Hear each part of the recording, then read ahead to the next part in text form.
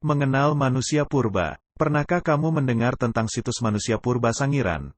Kini, situs manusia purba Sangiran telah ditetapkan oleh UNESCO sebagai warisan budaya dunia. Tentu ini sangat membanggakan bangsa Indonesia. Pengakuan tersebut didasari berbagai pertimbangan yang kompleks. Satu di antaranya karena di wilayah tersebut tersimpan ribuan peninggalan manusia purba, yang menunjukkan proses kehidupan manusia dari masa lalu. Sangiran telah menjadi sentral bagi kehidupan manusia purba. Berbagai penelitian dari para ahli juga dilakukan di sekitar Sangiran. Beberapa temuan fosil di Sangiran telah mendorong para ahli untuk terus melakukan penelitian termasuk di luar Sangiran. Dari Sangiran, kita mengenal beberapa jenis manusia purba di Indonesia. Setelah ditetapkan sebagai warisan dunia, situs manusia purba Sangiran dikembangkan sebagai pusat penelitian dalam negeri dan luar negeri, serta sebagai tempat wisata. Selain itu, Sangiran juga memberi manfaat kepada masyarakat di sekitarnya, karena pariwisata di daerah tersebut. Untuk memahami jenis dan ciri-ciri manusia purba di Indonesia, mari kita telaah bacaan berikut ini. Peninggalan manusia purba, untuk sementara ini, yang paling banyak ditemukan, berada di Pulau Jawa. Meskipun di daerah lain juga ada, para peneliti belum berhasil menemukan tinggalan tersebut atau masih sedikit yang berhasil ditemukan, misalnya di Flores. Di bawah ini akan dipaparkan beberapa penemuan penting fosil manusia di beberapa tempat. 1. Sangiran. Perjalanan kisah perkembangan manusia di Kepulauan Indonesia tidak dapat kita lepaskan dari keberadaan bentangan luas perbukitan tandus yang berada di perbatasan Kabupaten Sragen dan Kabupaten Karanganyar. Lahan itu dikenal dengan nama Situs Sangiran. Di dalam buku Heri Widianto dan Truman Simanjuntak yang berjudul Sangiran Menjawab Dunia, diterangkan bahwa Sangiran merupakan sebuah kompleks situs manusia purba dari kala Pleistosen yang paling lengkap dan paling penting di Indonesia, dan bahkan di Asia. Lokasi tersebut merupakan pusat perkembangan manusia dunia, yang memberikan petunjuk tentang keberadaan manusia sejak 150.000 tahun yang lalu.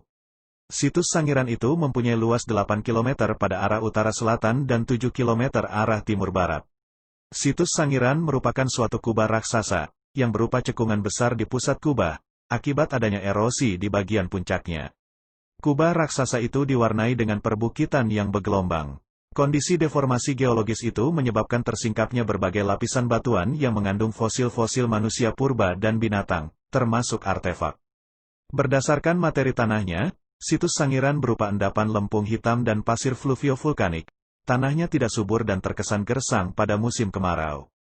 Sangiran pertama kali ditemukan dan diteliti oleh P.E.C. Skemuling tahun 1864, dengan laporan penemuan fosil vertebrata dari Kalioso, bagian dari wilayah Sangiran. Semenjak dilaporkan Skemuling, situs itu seolah-olah terlupakan dalam waktu yang lama. Eugene Du Bois juga pernah datang ke Sangiran, akan tetapi ia kurang tertarik dengan temuan-temuan di wilayah Sangiran. Pada 1934, Gustav Heinrich Ralph von Koenigswald menemukan artefak litik di wilayah Ngebung, yang terletak sekitar 2 km di barat laut kubah Sangiran. Artefak litik itulah yang kemudian menjadi temuan penting bagi situs Sangiran. Semenjak penemuan von Koenigswald, situs Sangiran menjadi sangat terkenal berkaitan dengan penemuan-penemuan fosil Homo erectus secara sporadis dan berkesinambungan. Homo erectus adalah takson paling penting dalam sejarah manusia, sebelum masuk pada tahapan manusia Homo sapiens, manusia modern. Situs Sangiran tidak hanya memberikan gambaran tentang evolusi fisik manusia saja, akan tetapi juga memberikan gambaran nyata tentang evolusi budaya, binatang, dan juga lingkungan. Beberapa fosil yang ditemukan dalam seri geologis stratigrafis yang diendapkan tanpa terputus selama lebih dari 2 juta tahun, menunjukkan tentang hal itu. Situs Sangiran telah diakui sebagai salah satu pusat evolusi manusia di dunia. Situs itu ditetapkan secara resmi sebagai warisan dunia pada 1996, yang tercantum dalam nomor 593 Daftar Warisan Dunia, World Heritage List, UNESCO. 2. Trinil, Ngawi, Jawa Timur. Sebelum penemuannya di Trinil, Eugene Du Bois mengawali temuan Pithecanthropus erectus di Desa Kedung Brubus, sebuah desa terpencil di daerah Pilang Kenceng, Madiun, Jawa Timur. Desa itu berada tepat di tengah hutan jati di lereng selatan Pegunungan Kendeng. Pada saat Du Bois meneliti 2 horizon, lapisan berfosil di Kedung Brubus, ditemukan sebuah fragmen rahang, yang pendek dan sangat kekar, dengan sebagian prageraham yang masih tersisa. Prageraham itu menunjukkan ciri gigi manusia, bukan gigi kera, sehingga diyakini bahwa fragmen rahang bawah tersebut milik rahang hominid. Pithecanthropus itu kemudian dikenal dengan Pithecanthropus A. Trinil adalah sebuah desa di pinggiran Bengawan Solo, masuk wilayah administrasi Kabupaten Ngawi, Jawa Timur.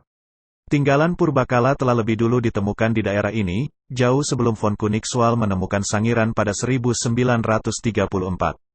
Ekskavasi yang dilakukan oleh Eugene Du Bois di Trinil, telah membawa penemuan sisa-sisa manusia purba, yang sangat berharga bagi dunia pengetahuan. Penggalian Du Bois dilakukan pada endapan aluvial Bengawan Solo. Dari lapisan ini, ditemukan atap tengkorak Pithecanthropus erectus, dan beberapa buah tulang paha, utuh dan fragmen, yang menunjukkan pemiliknya telah berjalan tegak. Tengkorak Pithecanthropus erectus dari Trinil sangat pendek, tetapi memanjang ke belakang. Volume otaknya sekitar 900 cm3, di antara otak kera, 600 cm3, dan otak manusia modern, 1200 sampai 1400 cm3. Tulang kening sangat menonjol dan di bagian belakang mata, terdapat penyempitan yang sangat jelas, menandakan otak yang belum berkembang. Pada bagian belakang kepala, terlihat bentuk yang meruncing, yang diduga pemiliknya merupakan perempuan. Berdasarkan kaburnya sambungan perekatan antar tulang kepala, ditafsirkan individu ini telah mencapai usia dewasa. Selain tempat-tempat di atas, peninggalan manusia purba tipe ini juga ditemukan di Perning, Mojokerto, Jawa Timur, Ngandong, Blora, Jawa Tengah, dan Sambung Macan, Sragen, Jawa Tengah. Temuan berupa tengkorak anak-anak berusia sekitar 5 tahun oleh penduduk, yang sedang membantu penelitian Koenigswald dan Duijes perlu untuk dipertimbangkan. Temuan itu menjadi bahan diskusi yang menarik bagi para ilmuwan. Metode pengujian penanggalan potasium ergon yang digunakan oleh Tauku Jacob dan Curtis terhadap batu apung yang terdapat di sekitar fosil tengkorak itu menunjukkan angka 1,9 atau kurang lebih 0,4 juta tahun. Pengujian juga dilakukan dengan mengambil sampel endapan batu apung dari dalam tengkorak dan menunjukkan angka 1,81 juta tahun. Hasil uji penanggalan-penanggalan tersebut menjadi perdebatan para ahli dan perlu untuk dikaji lebih lanjut. Bila penanggalan itu benar, maka tengkorak anak Homo erectus dari Perning, Mojokerto ini merupakan individu Homo erectus tertua di Indonesia. Adakah di antara kamu yang tertarik untuk melakukan pengujian ini? 1. Jenis Meganthropus. Jenis manusia purba ini, terutama berdasarkan penelitian von Koenigswald di Sangiran tahun 1936 dan 1941, yang menemukan fosil rahang manusia berukuran besar. Dari hasil rekonstruksi ini, kemudian para ahli menamakan jenis manusia ini dengan sebutan Meganthropus paleojavanicus, artinya manusia raksasa dari Jawa. Jenis manusia purba ini memiliki ciri rahang yang kuat dan badannya tegap. Diperkirakan makanan jenis manusia ini adalah tumbuh-tumbuhan. Masa hidupnya diperkirakan pada zaman Pleistosen awal.